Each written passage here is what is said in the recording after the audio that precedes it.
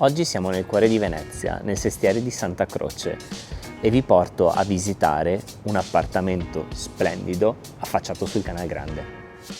L'appartamento si trova al primo piano e si apre con questo ampio ingresso. Si collega poi al salone passante, un classico dei palazzi veneziani, che porta ai vari ambienti della casa.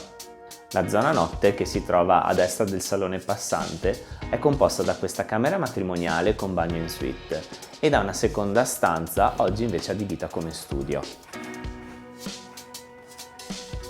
Entrambe le camere poi si affacciano su un cortile pubblico ma molto silenzioso e soprattutto alberato, cosa poi così non scontata per Venezia. Dall'altro lato del salone troviamo invece un altro bagno molto spazioso e la lavanderia con il guardaroba.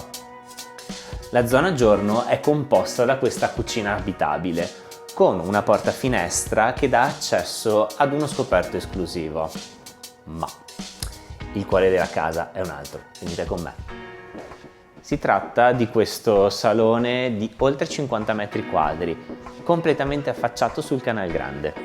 Elementi di pregio poi di questa casa sono il pavimento alla veneziana, che trae a vista, e una parete decorata con affreschi originali. Ciliegina sulla torta sono le due porte finestre centrali, da cui si accede al poggiolo panoramico, con una vista sul Canal Grande che parte da Santa Lucia e San Geremia fino ad arrivare a San Marcuola e a Ca' Vendramin Calergi. Si tratta di una delle zone meglio collegate della città, infatti siamo vicini a Piazzale Roma e alla stazione ferroviaria di Santa Lucia, sia a piedi che con il vaporetto, infatti siamo vicini alle fermate di Riva de Biasio e di San Stae.